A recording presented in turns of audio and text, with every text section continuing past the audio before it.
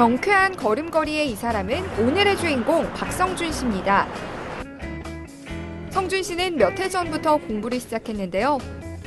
수업은 매주 화요일, 목요일, 일주일에 2번입니다. 어떤 수업이기에 쉰을 바라보는 성준 씨의 학구열에 불을 지핀 걸까요? 무슨 수업을 그렇게 열심히? 지금 경매 강의 듣고 있습니다. 예. 한 푼도 배당을? 2년 전부터 경매 수업을 듣기 시작한 성준 씨. 경매의 어떤 매력 때문에 수업까지 듣게 된 걸까요? 뭐랄까 은행에 저금을 해도 요즘에는 돈이 얼마 되지 않지 않습니까? 이율이. 그래서 그 재테크 쪽으로 좀 생각하다 보니까 경매가 좀 괜찮은 것 같은 생각이 들어서. 현재 성준 씨 가족이 거주하는 집은 이렇게 배운 경매로 구매한 집입니다. 경매 당시 2억 9천만 원에 구매했는데요. 근데 그때 당시에 낙찰 받자마자 3억 5천에 팔아라는 분도 있었는데 이제 매각을 하지 않았어요. 지금 현 시세는 한 3억 8천 정도 갑니다. 경매로 집을 장만한 성준 씨. 성준 씨가 말하는 경매 노하우는 강남 지역과의 거리입니다. 강남 지역을 30분 안에 갈 수 있으면 뜨는 지역으로 보는 건데요. 이 밖에도 다양한 노하우를 살려 경매에 참여하는 성준 씨. 항상 시세 차익을 감안해 입찰합니다. 일단 뭐 공부한 만큼, 그다음에 내가 발품을 판 만큼, 그러니까 저렴하게 뭐 집이든 부동산을 이제 살 수 있다는 게 장점이겠죠. 수익을 남기는 성준 씨만의 또 다른 노하우는 바로 인간관계입니다. 그 지역 주민, 부동산 중개업자와 돈독한 관계를 만들어 놓으면 정보를 쉽게 얻을 수 있다네요. 여기 물건은 입찰 당일날 법원에서 관리사무실 통화하면 한 뭐 20명 왔습니다, 50명 왔습니다. 그럼 대충 경쟁이 어느 정도 되니까 입찰 단가를 얼마 정도 써야 되겠다는 게 대충 감이 나오지 않습니까? 저가 이제 토지하고 뭐 아파트하고 이런 거 다 합쳐서 뭐 경매는 한 6건 정도? 구리시와 의정부시, 노원구에 낙찰받은 6개의 아파트는 낙찰받은 지 4개월 만에 팔았습니다. 모두 1,000만 원가량의 이익을 남겼는데요. 충남 보령과 태안에 위치한 토지는 500만 원가량의 수익을 얻었습니다. 성준 씨는 경매로 구입한 집에 아내와 딸, 세 식구가 살고 있습니다. 저희가 수익 같은 경우는 월 한 600 정도 해서 뭐 평균 뭐 금융 비용이라든가 뭐 공과금 이런 거 다 합쳐서 월 한 400 정도. 보험과 적금을 포함해 한 달에 모으는 돈은 150만 원 가량입니다. 벌써 5년째 한 번도 거르지 않고 꼬박꼬박 알뜰이도 모았습니다. 장기와 단기 이제 두 가지를 분류해서 저축을 하고 있어요. 그래서 장기는 이자율이 세니까 될 수 있으면 묻어놓고, 그다음에 단기적인 거는 이제 빨리빨리 모아지면, 목돈을 모아지면 이제 부동산 쪽에 이제 투자를 하죠. 성준 씨는 지방에 전원주택을 지어 아내와 함께 평화로운 노후를 보내고 싶다는데요. 입찰 물건이라든가 포항 경매는 전국적으로 다 있지 않습니까? 제주도에 있으면 제주도에 저희 집사람과 여행 삼아서 손잡고 경매 물건도 보고 특색 있는 맛있는 음식도 먹고 경치도 구경하고 여행 삼아서 또 입찰에서 낙찰되면 수익도 나고 이렇게 왔다 갔다 하면서 이렇게 즐기면서 돈도 벌고 여행도 하고 이런 목적으로 시작을 하게 됐거든요. 그렇게 하다 보면 노후가 즐겁게 갈 수 있지 않겠습니까? 그래서 저는 그것 때문에 이걸 하게 됐고 지금 막상 해보니까 충분히 가능할 것 같습니다. 네, 잘 봤습니다. 네. 경매를 본격적으로 시작한 지 2, 3년 정도 됐는데, 저분이. 네, 얼마 되지 않으셨어요. 이분이 일단 경매 노하우가 있으시대요? 네, 사실 보니까요, 저하고는 전혀 스타일이 반대인데요. 저는 저렇게 단타로 해가지고 약간 단기 매매라고 하는 거죠. 그러니까 바로 사자마자 팔고 이런 단타 매매 사실 잘 안 하거든요. 예? 근데 저분은 이제 저는 주로 이 현금이 나오는 수익형 부동산만 주로 하는데 하나도 안 하세요. 그러니까 월세를 받는? 네. 그러니까 이제 경매치고도 정말 전업 투자가들만이 좀 할 수 있는 그런 단타 매매로 지금 목표는 연간 시세 차익 5천만 원을 남기는 게 목표예요. 네. 그리고 중요한 거는 지금까지 다 성공을 또 하셨다는 거. 네. 정리를 좀 해보면은요. 네네. 지금 구리에 2채, 노원에 1채, 의정부에 3채, 전부 아파트인데요.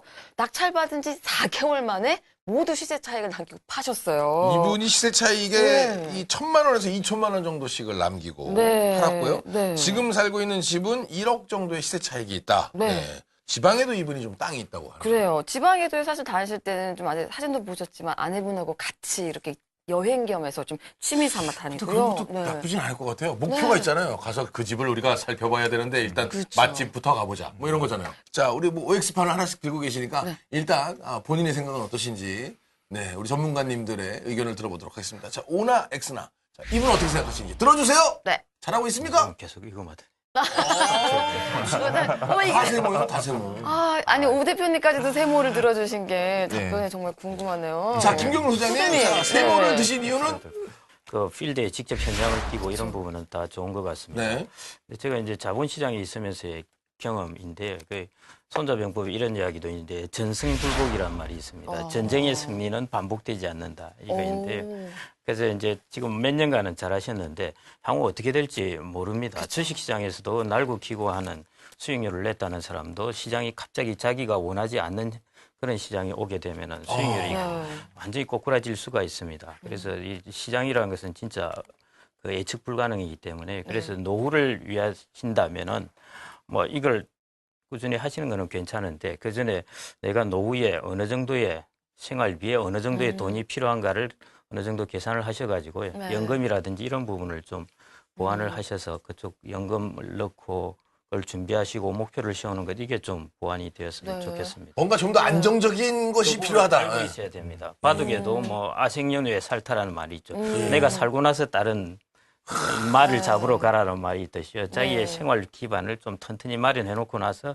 이런 왜냐하면 이게 경매 쪽의 수익이 특히 뭐 수익형 부동산을 하면 또 좀 다를 수도 있는데 그렇죠. 현금이 저렇게 단타 매매는 갑자기 안 팔린다든지 네. 돈은 부채는 가졌는데 안 팔린다든지 네, 그렇죠. 하면 이런 예기치 못한 일이 발생할 수 있기 때문에 밑바탕을 조금 튼튼히 해놓으시는 게 어떤가 싶습니다. 네, 그래서 그 부분을 사실 좀 여쭤봤거든요. 네. 그랬더니 왜 그렇게 시세 차익만 노리시냐? 네. 그랬더니 시세 차익이 수익이 사실은 엄청 큰데 그 지금 수익형 부동산은 제가 3년 열심히 모아 2,200만 원 네, 모았잖아요. 어. 너무 네. 수익이 적대요. 예. 그럴 수 있겠네요. 네. 3년을 하셔서 2,200만 원을 모으셨는데 1년에 5천만 원을 하셨으니까 네. 근데 그건 이제 승리했을 때 얘기고 그렇죠. 전승불복 말씀하셨잖아요. 네. 아생연후에 살타라 그랬어요. 와, 외우셨어요? 원래 아는 단어예요. 그 바둑용어로 따지면 저분이 약간 미생이라는 거죠. 완생이 되기 위해서 아니 오늘 경매 확실한 두 집을 방송에서 갖고 시작해야 갑자기 되는 박준영 씨도 이렇게 저는 사실 이렇게 대마불사라고 저분 외치실 것 같아서 미리 알고 있는 바둑용어는 총동원해봤습니다만. 자, 그러면 이제 네. 경매 전문가님께 오 대표님 지금 뭐 같은 경매인으로서 네. 어떻게 보세요? 흐뭇하게 보셨는데요. 그리고 흐뭇하게 보신 다음에 결국은 본인이 세모를 하셨어요. 네. 자, 이유는 먼저 제가 세무를 했는데, 일단 저번에 잘하신 부분부터 먼저 말씀드리면, 일단 3년 동안의 어떤 결과물이 지금 총 7채를 갖고 계시잖아요. 네. 근데 저 정도 하려면 굉장히 본인이 정말 열심히 하고, 최선을 다하고 어. 노력이 정말 어떤 가상하다라는 그런 예. 느낌 때문에, 그 생각 때문에 저는 이제, 좀 그런 부분 좀 잘했다고 그런 부분이 보시는데. 긍정적이고 네. 예, 예. 근데 이제 그것을 하고는 나머지는 썩 그리 바람직하지 않다라고 어떤 생각하는데 부분이 네. 부정적으로 느껴졌습니까? 뭐 이제 첫 번째는 말씀하셨던 것처럼 저분 같은 경우에는 거의 이제 매도 차익 중심으로 그렇죠. 가는 시세 차익만. 시세 차익 중심으로 지금 어떤 전체적인 자기 어떤 그 포트폴리오 구성해 가고 있는 그래서 시세 차익도 시세 차익이지만 어떤 월세 수익을 같이 병행해 갈 수 있는 그런 구조를 만들어야 되는데 맞아요. 그렇지 못하는 점이 일단 첫 번째고요. 그다음에 두 번째는 저분이 지금 이제 낙찰 받았던 지역을 보니까 예. 대부분 서울부라든지 예. 아니면 그 경기부 쪽이거든요. 예, 예. 아마도 저분이 막 그 근처에서 사시는 것 같아요. 예. 그쵸. 예, 느낌상 예. 그 근처에 사시는 것 같은데, 저희가 자금에 대한 분산만 보통 생각하는데, 맞아요. 저희가 부동산을 하는 분들은 지역에 대한 분산도 굉장히 중요해요. 중요합니다. 아, 그래요? 예, 예. 지역도 계란처럼 그럼요. 따로 그렇죠. 다르군요. 네. 예, 예. 근데 지금 아까 전에 보면 뭐 의정부 지역이 뭐 세 채라고 그렇죠. 했는데 지금 전체적인 물건 수 대비 지역의 편중 현상이 너무 심하다 보니까 맞아요. 예. 지역별로 이렇게 분산하는 그리고 음. 경기 북부 쪽뿐만 아니라 저 정도 자금을 갖고 있다고 한다면 경기 남부 쪽도 뭐 군포라든지 네. 뭐 시흥이라든지 네. 이쪽도 이렇게 분산해서 투자할 수 있는데 경기 서남부 쪽을 또 한번 예. 한쪽으로만 집중돼 있다 보니까 나중에 이제 이거를 매도할 때 시장 그쵸. 상황이 좋으면 모르겠는데 맞아요. 그렇지 않았을 경우에는 내가 팔고 싶다 하더라도 팔지 못하고 묶여버리는 네. 예. 팔 때 그런 또 싹 다 리스크도- 팔아볼 수도 있으니까. 맞아요. 예. 자, 컨설팅을 미리 다 해주셨는데 네. 남은 말은 또 잠시 후에 네, 해주십시오. 네. 좀 나눠드릴게요. 네. 우리 박상훈 전문가님 외생어다 네, 저는 긍정적인 부분하고 네. 좀 부정적인 부분 두 가지를 좀 나눠서 네, 세 정을 역시. 아셔. O와 X를 돌려잡잖아 지금. 네, 첫 번째 긍정적인 예. 거는 어우, 좋아. 네. 이런 거 제가 좋아요. 긍정적인. 방송에서 몇 번 말씀드렸던 대로 네. 통맥경화 되면 안 된다. 아까 경매를 보러 시골 내려가실 때도 아내와 아내와의 함께 관계. 가신다 그랬죠. 그리고 아까 지갑을 여실 때도 아내 사진 있는 거 네. 보면 참 감탄했습니다. 네, 그런 저보다 것도 이렇게 연배가 감동하시잖아요. 위신데 네. 그렇게 서로 부부가 함께 대화하고 그럼요. 여행 겸해서 경매를 공부하고 있다는 건 잘 됐다라고 생각하고요. 네.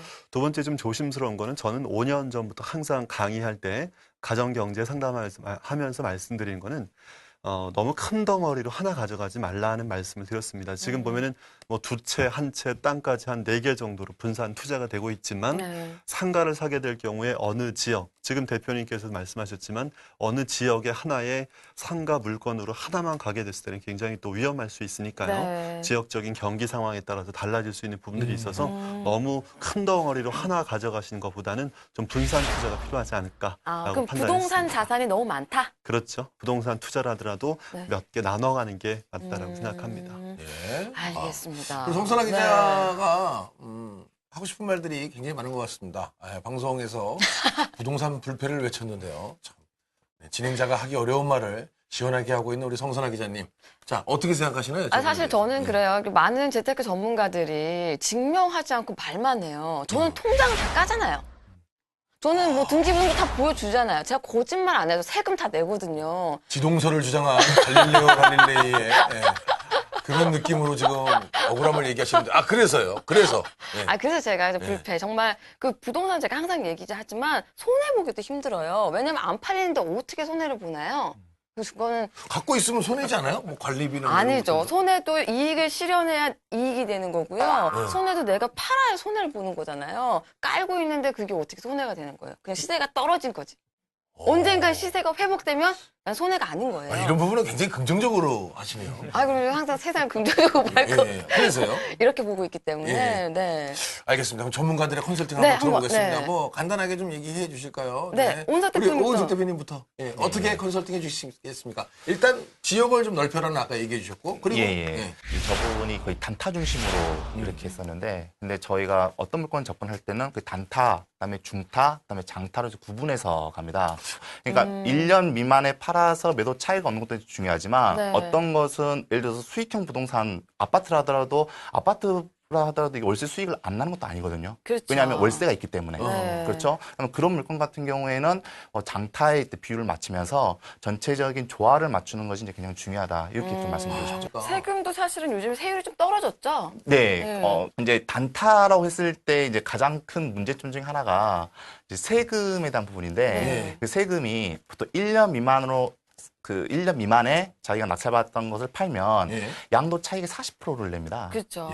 근데 1년만 넘어가면 저희가 6%에서 38%까지 그렇죠. 되는데 보통 아까 전에 말씀드린 1,000만 원 정도 이 정도 수준이라고 한다면 하나의 물건당으로 봤을 경우는 한 6% 정도만 낼 수 있는 거거든요. 그렇죠. 그러니까 세금을 그러니까 뚝 떨어졌네요. 그러니까 1년 이전에 팔았을 때는 40%인데 1년만 넘기면 6% 낼 수 있는 세금을 본인이 더 내고 있는 거죠. 어떻게 보면 빨리 팔므로써 그런 부분에 있어서는 좀 아쉬움이 있지 않나 그렇게 생각합니다. 그러니까 어느 정도 있다가 팔면 좋다고 생각하십니까? 가격이 변동되지 않는다는 전제하에. 어느 정도 있다 팔기는 그거는 처음부터 저는 좀 관점이 다릅니다. 처음에 들어갈 때부터 이 물건은 1년 미만에 팔 건지 아니면 중타로 팔 것인지 아니면 3년에서 5년 두고 팔 것인지에 대해서 처음 결정을 하고 들어가거든요. 그 기준이 뭡니까? 예를 들어서 지금 단타에 대해서 이야기한다면 그럼 단타로 해서 파는 이유가 분명해야 돼요. 뭐 예를 들어서 지금 시장 괜찮은데 앞으로 1년 이후에 그 지역에 시장이 안 좋을 것이다. 네, 시장이 맞아요. 안 좋은 것도 하나의 그 어떤 요소일 수 있지만 그 지역의 어떤 공급량이 많아질 예, 것이다. 입주 물량이 굉장히 증가할 거란다면 입주 물량이 많아지기 전에 파는 것도 하나의 방법이 될 수 있겠죠. 그렇죠. 예, 예. 우리 김경록 소장님. 네, 네. 우리 좀 이렇게 소장님. 거시적인 안목에서 네. 편하게 정리 좀 부탁드리도록 하겠습니다. 예, 노후에 제일 주의해야 될 거는 그 돈을 잃지 않는 것입니다. 그러니까 노후에는 실수를 하면은 그거를 다시 이렇게 맞아요. 일어설 기회가 훨씬 적어집니다. 네. 그런 면에서 이제 그 노후를 위해서라면은 맞아요. 이게 안정적인 현금 흐름을 일단은 먼저 만들어 놓아야 된다는 것. 그게 제일 중요하고요. 그다음에 저도 뭐 저 경매 같은 경우에는 특히 이제 부채로 또 해서 맞아요. 사고 하니까 부채 관리 부분이 되게 중요한 것 같습니다. 그래서 경매를 전체적으로 여기에 뭐 이걸 가지고 나의 노후를 준비하겠다. 이거는 정말 위험한 생각이신 것 같고요. 예를 들어 노후를 준비하는 주머니가 한 5개 있으면은 그 중에 한 주머니로 맞아요. 이렇게 좀 활용을 경매를 하는, 해보겠다 하면 예. 그렇게 하시더라도 이게 공부를 많이 해야 되는. 네, 전 정말 부분인 것 같습니다. 공감하는 게 제가 예. 30대 초반에 사실 이 경매를 했고요. 저희가 투자할 때 마음가짐은요. 뭐 이거 다 잃는다고 어떻게 되겠어? 뭐 약간 될 때 한번 해보자. 막 이렇게 덤벼보자. 이런 마음가짐이 사실 컸거든요. 근데 네. 사실 저분이 일단은 이제 40 후반이신데 네, 말씀하셨던 대로 저 같은 마음가짐으로 지르기에는 연세가 좀 있으시죠? 예, 그렇습니다. 네, 그런 것 같아요. 성선아 기자님도 이제 곧 40이에요. 아니 왜 갑자기 저를 정말 이거 핵폭탄급 공격인데. 진실은 언제나 살아있는 법이니까. 자, 우리 박상원 전문가님 어떤 얘기 해주고 싶으신가요? 네. 저도 이제 소장님 말씀처럼 우리 주제가 노후 통장이잖아요. 우리가 돈을 많이 벌고 행복한 거, 돈이 많아서 행복한 것보다 지키면서 가족이 모두 행복했으면 좋겠다. 네. 거기에 좀 네. 초점을 맞추고 싶었고요. 네. 저는 5년 전, 7년 전에 많이 말렸었던 지역이 있었는데 제가 어디 지역이라고 말씀드리기 참 어렵지만 그 금융 위기가 생기기 딱 직전이었습니다. 한 5억에서 한 7억 정도 되는 상가 주택을 투자했다가 만약에 이제 실제로 대부분의 생각이 그런 건물 하나 사서 꼭대기층에서 살면서 월세 받겠다라고 네. 했지만 실제로 중소기업이라든가 중견기업들이 많이 몰려있는 공단 지역 근처에 있던 지역이었거든요. 네. 실제로 공실이 대단했습니다. 네. 아, 몇 년 동안 몇 억을 빚내서 살던 분들이 굉장히 힘들어서 경매로 나온 물건들도 굉장히 많았었거든요. 아. 우리가 정말 중요한 거는 가족의 행복도 지키고 통맥경화되지 않게끔 소통도 해야 되고 네. 돈 맥경화, 돈이 막히지 않아야 되고 또 통맥경화, 건강하셔야 되겠죠. 네. 네, 동맥경화 걸리지 않게끔 건강을 잘 지킬 수 있는 그런 노후 통장이 됐으면 좋겠습니다. 네. 그리고 사실 제가 저분하고 사실 인터뷰를 사전 했었거든요. 저희 의뢰를 하신 가장 큰 목적은요. 특수물건, 지분 같은 거에 관심이 생기신 거예요. 근데 이제 그런 특수물건 접근할 때 뭐 주의할 점은 없을지 좀 말씀 좀 해주세요. 부부가 공동 명의로 이렇게 집을 사잖아요. 경매로. 네. 경매로 사든 아니면 일반 매매로 사든 공동 명의로 하면 저희 2분의 1씩 2분의 1씩 해서 남편과 부인이 각각 예. 있는데 근데 어떠한 이유로 인해서 남편의 지분만 경매로 넘어간 거예요. 그럼 남편 지분만 경매에 나왔을 때 2분의 1 집에 대해서 이제 낙찰을 받는 이게 이제 말씀하신 지분 경매인데 근데 지분 경매의 이제 가장 큰 리스크는 어쨌든 지분만 받는다 해서 그 집이 온전하게 다 제 소유가 아니잖아요. 그러네요. 나머지 2분의 1의 지분을 어떻게 할 건지에 대한 부분이에요. 그래서 자기가 낙찰받았던 2분의 1 지분을 그 나머지 공유자한테 팔지 아니면 나머지 공유자가 갖고 있는 2분의 1 지분을 내가 살지 여기에 대한 첫 번째 협상이 필요한 부분이고요. 근데 이 협상이 결렬됐을 경우에는 그 이후에 이제 소송이 굉장히 또 많아요. 예. 복잡해지는군요. 그렇죠. 그러다 보니까 어떤 그러한 리스크는 있고 그런 리스크가 있기 때문에 틈새 시장인 건 맞는데 그런 걸 사전에 충분히 본인이 검토를 하고 입찰을 결정한다 한다면 수익도 좀 충분히 많이 날 수 있지 않을까 간편하게. 생각합니다. 자, 그럼 제가 건너방 쪽에서 살겠습니다. 예. 이렇게 나눌 수 있을 텐데. 그럼 당장 지금 살 것 같아요. 당장. 오늘 나온 노하우들을 좀 잘 뭐 생각하셔서 네. 경매를 위한 노후 준비, 경매에 의한 노후 준비 또 네. 잘 하시기 바라겠습니다.